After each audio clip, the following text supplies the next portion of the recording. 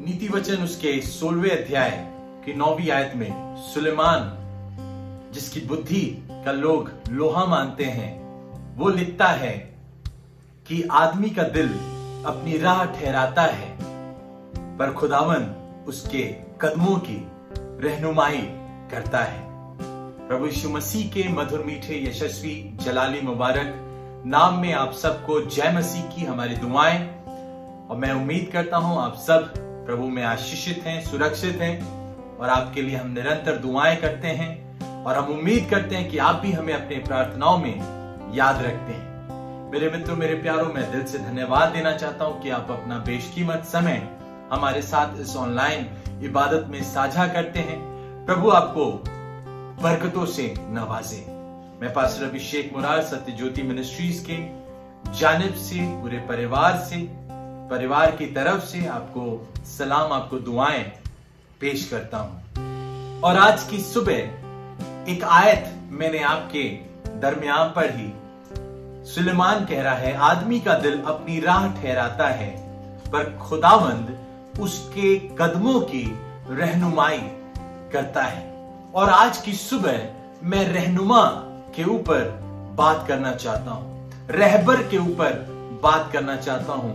मेरे मित्रों, मेरे प्यारों, जिस समय में हम रह रहे हैं, ये बहुत ही समस्याओं से भरा हुआ समय है। बहुत सारी तकलीफों से हम होकर के गुजर रहे हैं। बहुत से लोगों ने अपनों को खोया है। सबने कहीं ना कहीं अपने जीवन में उतार चढ़ाव को देखा है, और समय जो है बड़ा पेचीदा है, उलझा हुआ है। हमें कहीं ना कहीं ऐसा लगता है कि कोई हमें मार्गदर्शक हो हमारे जीवन में, कोई ना कोई हमारा एक गाइड होना चाहिए जो कि हमें सही दिशा निर्देश दे सके। और आज की सुबह मैं गाइड के ऊपर बात करना चाहता हूं। क्यों हमें एक मार्गदर्शक की जरूरत है? क्यों हमें एक गाइड की जरूरत है? क्यों हमें एक रहनुमा, एक रहबर की जरूरत है? मेरे मित्रों, मेरे प्यारों, जब हम इस संसार में रहते हैं, तो अगर आप इतिहास में रुचि रखते हैं, तो बहुत सारे ऐसे बिल्डिंग्स हैं, मॉन्यूमेंट्स हैं, जिसके बारे में आपने सुना होगा। और हमने 7 अजूबों के 7 वंडर्स के बारे में भी सुना है, जैसे ताजमहल, जिसे एनोड टू लव कहा जाता है, या ग्रेट वॉल ऑफ चाइना कह लें, द कोलिजियम जो रोम में है, और क्राइस्ट द रिडीमर स्टैच्यू जो ब्राजील में है। इन सब के बारे में आपको अगर जानकारी लेना है, तो आपको एक सलाहकार, एक गाइड की जरूरत होती है। चाहे वो किताब के माध्यम से हो, चाहे वो व्यक्ति विशेष के माध्यम से हो, चाहे वो आप जाकर के उसके बारे में जानकारी प्राप्त करें। या अपने देश की मैं बात करूं, अगर भारत देश की बात करूं, तो बहुत सारे यहां पर भी मॉन्यूमेंट्स पाए जाते हैं जिनके बारे में हम जानते हैं। बड़े बड़े मशहूर स्मारक हैं, जैसे Qutub Minar, Char Minar, gateway of India, Ajanta caves. अगर आप इनके बारे में जानना चाहते हैं, तो आपको इस जहां पर ये स्थित हैं, वहां पर आपको उस शहर में जाना पड़ता है। जब आप उस शहर में जाते हैं, जब आप इन स्मारक की ओर जाते हैं, विचरण करते हैं, तो जब आप पहुंचते हैं, तो वहां आपने देखा होगा कि बहुत सारे गाइड खड़े होते हैं, बहुत सारे वहां पर रहनुमा खड़े होते हैं, जो आपकी रहनुमाई करें, जो आपको बताएं कि इस स्मारक का मतलब क्या है, इस महान प्राचीन इतिहास में इस बिल्डिंग का मतलब क्या है। तो आप पैसों को खर्च करते हैं, उस गाइड को लेते हैं। मुझे याद है, मेरे को एक बार सौभाग्य मिला था, जब मेरे पिताजी इस दुनिया में थे, उनके साथ मुझे लखनऊ भूल भुलैया घूमने का मौका मिला। अगर आपने नहीं घूमा अभी तक, तो आप जरूर जाकर के घूमें। बहुत खूबसूरत शहर है, और मुझे मौका मिला और मैं वहां गया। तो वो भूल भुलैया है, बहुत ही कई उसमें दरवाजे हैं। और मैं जब वहां पहुंचा, मैंने पिताजी से पूछा, पिताजी ये इतने सारे लोग क्यों खड़े हैं? उन्होंने बोला, बेटे ये गाइड हैं, ये बताते हैं कि कैसे कैसे अंदर जाना है, कैसे आना है बाहर, क्योंकि अगर आप इनके बिना जाओगे तो हो सकता है आप बाहर नहीं निकल पाओ। इसलिए गाइड की आवश्यकता है। मेरे मित्रों, मेरे प्यारो, मैं सोचने लगा, मैं उस समय छोटा ही था और मैं ये सोच रहा था कि क्यों हमें गाइड की आवश्यकता, हम खुद भी तो कर सकते हैं। तो मित्रों, मैं शायद गलत था। और अब जब मैं उस बात को याद करता हूं तो ये विचार मेरे जहन में आ रहा था। और जब मैं अपने बाइबल स्टडी कर रहा था, खुदा ने मुझे ये बात बताई कि हमारे जीवन के लिए भी एक मार्गदर्शक की बहुत ज्यादा जरूरत होती है। हमारे जीवन में भी एक रहनुमा की जरूरत होती है। मेरे मित्रों, मेरे प्यारो, ये रहनुमा कोई और नहीं, हमारा आसमान का खुदा है। अगर आप उसे मार्गदर्शक बना लोगे, if you make him as your guide, your life will be a blessed life. आप खोगे नहीं, आप भटकोगे नहीं, आप गुमराह नहीं होगे, आपको वो सही सही राह बताते जाएगा। इसलिए तो भजनकार कह रहा है, भजन संहिता उसके 32वें अध्याय की 8वीं आयत में, मैं तुझे बुद्धि दूंगा और जिस मार्ग में तुझे चलना होगा उसमें तेरी अगुवाई करूंगा। मैं तुझ पर कृपा दृष्टि रखूंगा और सम्मति दिया करूंगा। ये खुदा के बारे में हमें बता रहा है। भजनकार इस तरह लिख रहा है, खुदा कहने लगा कि वो मुझे बुद्धि देगा और जिस मार्ग पर तुझे चलना होगा वो तेरी अगुवाई करेगा। मित्रों, हमारे जीवन में कई बार हम मार्ग का चयन नहीं कर पाते हैं, हमें समझ नहीं आता है कैसे हम आगे को जाएंगे। पर यहाँ पे लिखा है वचन में कि मैं तुझे बुद्धि दूंगा। अगर आप उसे रहनुमा बना लोगे, अगर आप उसे गाइड बना लोगे, तो वो मार्ग को बनाने लगेगा, वो रास्ते के राह को आपको बताएगा, किस राह से होकर के आपको आगे की ओर जाना है। मेरे मित्रों, मेरे प्यारो, और आज की सुबह मैं आपको खुदा के कलाम से कुछ चंद बिंदुओं पे खुदा के कलाम की बातें, खुदा के कलाम की इज्जत, खुदा के कलाम की तरबियत करना चाहता हूं। सबसे पहली बात, what if God is our guide? क्या होगा जब खुदा हमारा रहनुमा हो जाएगा? क्या होगा जब खुदा हमारा मार्गदर्शक हो जाएगा? क्या होगा जब खुदा हमारा रहबर हो जाएगा? सबसे पहली बात, He himself will instruct you, वो आपको तालीम देगा। जबूर 32 उसके 8वें आयत में लिखा है, भजन संहिता 32 उसके 8 में, मैं तुझे तालीम दूंगा और जिस राह पर तुझे चलना होगा तुझे बताऊंगा, मैं तुझे सलाह दूंगा, मेरी नजर तुझ पर होगी। मेरे मित्रों, मेरे प्यारो, अगर खुदा को आप रहनुमा बना लोगे, वो आपको तालीम देगा, वो आपको सिखाया करेगा। मेरे मित्रों, जब हम छोटे होते हैं, खुदा के लोगों, जब हम इस दुनिया में हमारा जब जन्म होता है, हमारे मामा पापा जो होते हैं एक गाइड की तरह होते हैं। हमारे बुजुर्ग लोग जो होते हैं, जो नाना नानी, जो दादा दादी, जो हमारे बड़े लोग होते हैं, वो बच्चे के लिए एक रहनुमा की तरह होते हैं। वो सही है तो सही बताते हैं, वो जो गलत है उससे गलत बताते हैं और सही शिक्षा को दिया करते हैं। उसी तरह से जब हम बड़े होने लगते हैं, मेरे मित्रों, अपने जीवन में आगे की ओर बढ़ते हैं, हमारा जब बच्चे से हम थोड़े से बड़े होते तो हमारा स्कूल में दाखिला हो जाता है। हम स्कूल में जाते हैं तो स्कूल में हमारे अध्यापक लोग जो हैं एक रहनुमा की तरह होते हैं, जो हमें सही और बुरा, गलत और अच्छे के बीच में डिफरेंस को बताते हैं। मेरे मित्रों, उसी तरह से हमारे जीवन के लिए, हमारे आत्मिक उन्नति के लिए आसमान के खुदा को रहबर बना लेना, उस खुदा को अपना रहनुमा चुन लेना। मेरे मित्रों, अगर उसे चुन लोगे तो वो आपको तालीम देगा, वो आपको सिखाया करेगा कि कैसे कार्य को करना है। मेरे मित्रों, मेरे प्यारो, आपको याद होगा मूसा फिरौन के महल में पला बढ़ा, सारी उसको विद्याएं सिखाई गई, उसको कैसे घुड़सवारी करनी है, कैसे तलवारबाजी करनी है, सारी भाषाओं का ज्ञान सिखाया गया, सब कुछ सीख लिया है, उसके पास सारी एजुकेशन है, अच्छा पढ़ा लिखा है। पर आपको मैं बताना चाहता हूं, मूसा, परमेश्वर ने जब मूसा को चुना कि मूसा, मैंने अपने लोगों के दुख को देखा है, उनके चिल्लाने को सुना है, इसलिए मैंने तुझे चुना है कि तू फिरौन के पास जा और जा करके उसे बता दे कि मेरे लोगों को छोड़ दे, मेरे लोगों को जाने दे। अब मूसा जो पढ़ा लिखा है, जो अच्छा क्वालिफाइड है, वो हो सकता चाहता तो ये कहता ठीक है खुदा, मैं जाऊंगा और मैं अपने हिसाब से, अपने बुद्धि से, अपनी समझ से मैं जाकर के फिरौन से बात कर लूंगा। मित्रों, पढ़ लीजिए मेरे साथ निर्गमन की किताब, उसके 3 अध्याय की 11वीं आयत में लिखा है, तब मूसा ने परमेश्वर से कहा, मैं कौन हूं जो फिरौन के पास जाऊं और इस्राएलियों को मिस्र से निकाल लाऊं। अपनी बुद्धि को किनारे कर दिया, अपनी प्रवीणता को तुच्छ जाना, अपनी योग्यता को उसने अनजान जाना। जानते हैं क्यों? क्योंकि उससे मालूम था अगर खुदा मेरा रहनुमा हो जाएगा, अगर खुदा मेरा रहबर हो जाएगा, मेरा जीवन धन्य हो जाएगा और वो मुझे सिखाएगा।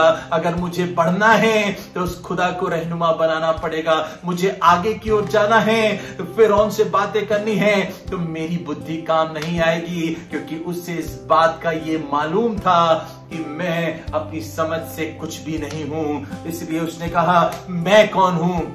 आज हम अपनी बुद्धि पर घमंड करते हैं, अपने औहदों पर घमंड करते हैं, अपने एजुकेशन पर घमंड करते हैं। मैं बहुत पढ़ा लिखा हूं, मैंने इतने डिग्रियां ली हैं, मैं इतना क्वालिफाइड हूं। मेरे मित्रों, अपने आप को नम्र कर लेना।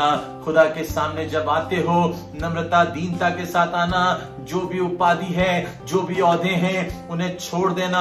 कहने लगना, Lord I am nothing without you. मेरे खुदा, मैं कुछ भी नहीं हूं आपके बिना, मैं कुछ भी नहीं हूं मेरे खुदा।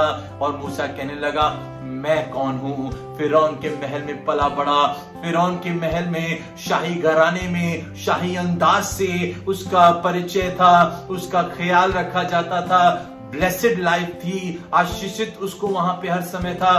पर खुदा ने जब उसे चुना, उसने अपने आप को कहा, मैं कुछ भी नहीं हूं। मैं कौन हूं? मेरे मित्रों, आज अपने जीवन में कहना, खुदा मैं कौन हूं?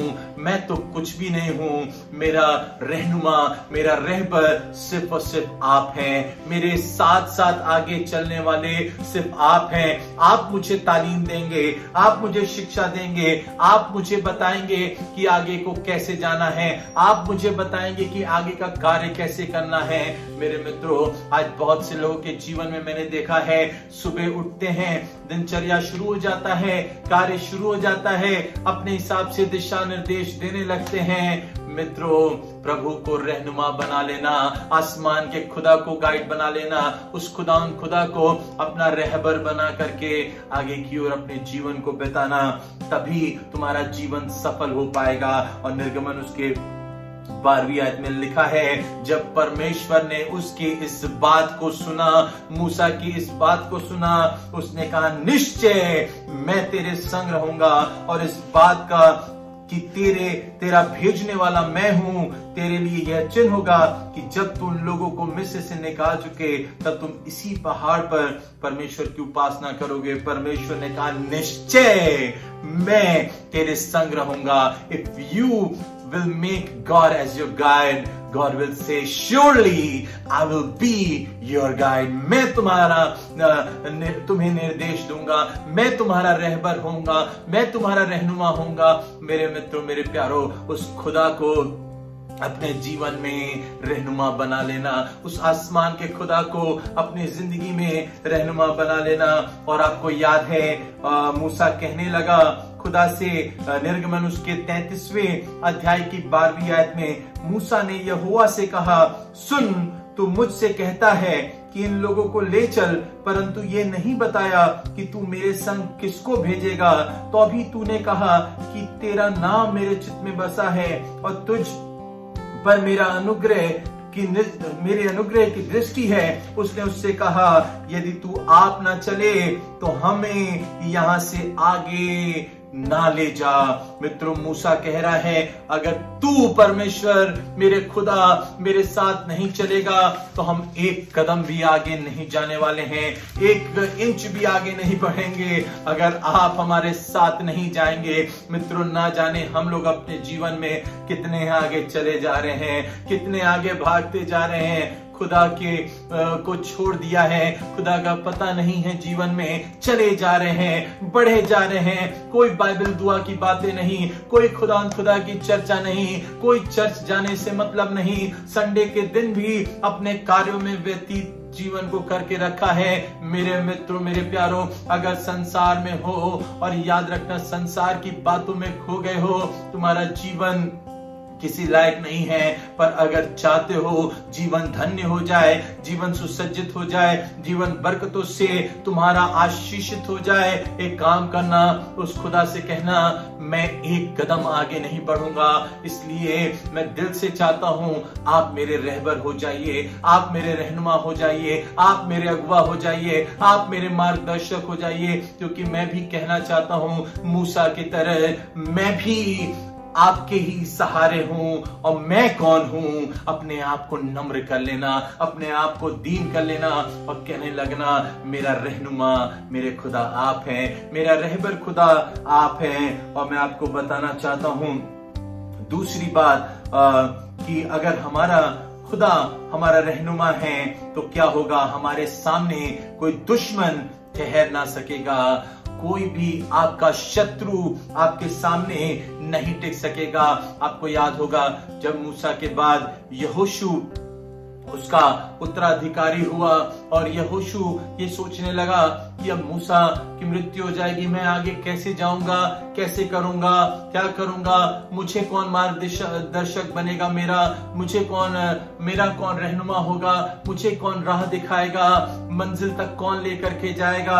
आसमान के खुदा का ये वचन यहोशू के पास भी आया। यहोशू की किताब उसके पहले अध्याय की पहली आयत में, यहोवा के दास मूसा की मृत्यु के बाद यहोवा ने उसके सेवक यहोशू से, जो नून का पुत्र था, कहा, तेरे जीवन भर कोई तेरे सामने ठहर ना सकेगा, जैसे मैं मूसा के संग रहा वैसे ही तेरे भी संग रहूंगा, और ना तो मैं तुझे धोखा दूंगा और ना तुझको छोड़ूंगा। जब उस खुदा को रहनुमा बना लोगे तो एक बात बता दूं आपको, वो रहनुमा कह रहा है, तेरे सामने जीवन भर कोई ठहर ना सकेगा। No enemies can stand in front of you, no situations can persecute you. कोई आपको तबाह नहीं कर सकता है। आसमान के खुदा का वादा है, अगर तुमने मुझे रहनुमा बनाया है, अगर तुमने मुझे रहबर बनाया है, तुम्हारे सामने कोई ठहर ना सकेगा। मेरे मित्रों, दानियल को जब पता चला कि उस पत्र पर हस्ताक्षर हो गया है, वो अपने केवाड़ी को बंद किया, अपने दरवाजे को बंद किया, उस कोठरी में आकर के धन्यवाद के साथ उसने प्रार्थना की, क्योंकि उसे मालूम था उसका रहनुमा कौन है, उसे मालूम था उसका दर्शन देने वाला मार्गदर्शक कौन है, उसे मालूम था कि मेरा रहबर कौन है, उसे मालूम था जो मेरा निर्देश देने वाला है वो सही निर्देश दे रहा है। शेरों की मान में भी जाना पड़ेगा तब भी जाऊंगा, क्योंकि मैं अपनी समझ से नहीं, मैं अपने खुदावंद खुदा को हाजिर नाजिर जानते हुए जा रहा हूं, जिसे मैंने अपना रहनुमा चुना है, जिसे मैंने अपना रहबर चुना है, जिसे मैंने अपना गाइड बनाया है। वो मुझे, ना उसका वादा है, ना तो मैं तुझे छोड़ूंगा, ना तुझे मैं धोखा दूंगा। वो खुदा महान खुदा है जिसने कहा, मैं जैसे मूसा के संग था वैसे ही मैं तेरे संग रहूंगा, मैं तुझे धोखा ना दूंगा। मेरे मित्रों, वो खुदा कह रहा है, मैं तुझे धोखा ना दूंगा और ना तुझको छोड़ूंगा। मेरे मित्रों, उसे अपना रहबर बना लेना, उसे अपना रहनुमा बना लेना, उसे अपना गाइड बना लेना, उसे अपना सब कुछ बना लेना। और जब वो आपका रहनुमा हो जाएगा, जब वो आपका रहबर हो जाएगा, मंजिल खुद ब खुद मिल जाएगी। मेरे मित्रों, मेरे प्यारों, आज यही सवाल मैं आपसे करना चाहता हूं, क्या आपने आसमान के खुदा को अपना रहनुमा बनाया है? क्या आसमान के खुदा को आपने अपने लिए मार्गदर्शक के रूप में चुन लिया है कि नहीं चुन लिया है? मेरे मित्रों, मेरे प्यारों, ये संदेश मैं आगे की ओर भी कंटिन्यू करूंगा। ये बड़ा संदेश है, पर आज हम सिर्फ इन 2 बिंदुओं के ऊपर मैंने आपसे चर्चा की कि अगर खुदा को जब हम अपना मार्गदर्शक बना लेंगे, जब हम अपना रहनुमा बना लेंगे, तो क्या हमारे जीवन में तब्दीलियां आएंगी। और आने वाले इतवार में, आने वाले संडे में भी हम आगे इस संदेश के भाग को हम देखेंगे। पर ये याद रखें मित्रों, उस खुदा को अपना रहनुमा बना लीजिए, उस खुदा को अपना रहबर बना लीजिए, तो आपको मंजिल खुद ब खुद मिल जाएगी। मेरे मित्रों, प्रभु आप सबको बेशुमार बरकतों से भरे, आपको आशीषों से भरे। खुदा आपको, आपके परिवार को सुरक्षित रखे। हमारी दुआएं आपके साथ है और मैं दिल से धन्यवाद देता हूं एक बार फिर से कि आप अपने बेशकीमत समय को दिया कि मैं और आप खुदा की